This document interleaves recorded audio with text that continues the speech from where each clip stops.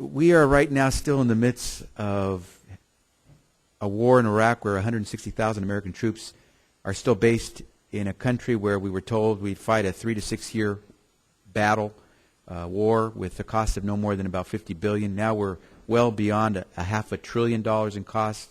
Unclear when the president would even consider having us come out, even though this Congress has tried to push to have an end date.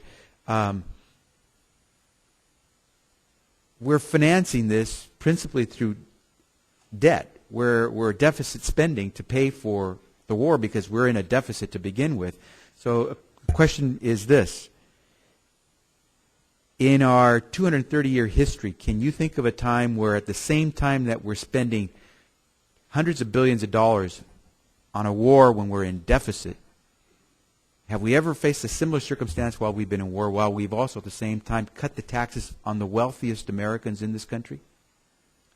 I do not believe that's the case. I actually think we may have had a previous exchange on a similar topic. I had asked CBO staff to look into whether there had ever been a revenue reduction during a time of war.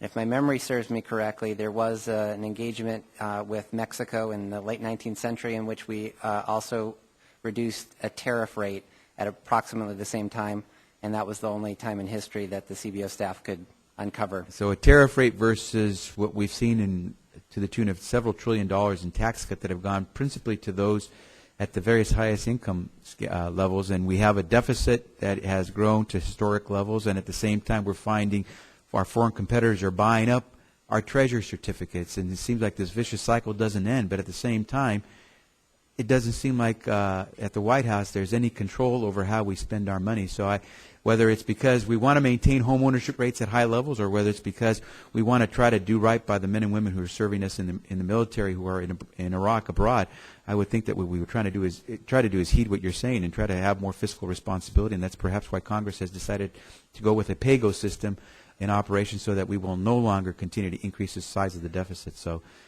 no question there other than to say thank you for your testimony and for your the comments that you've always provided to this committee.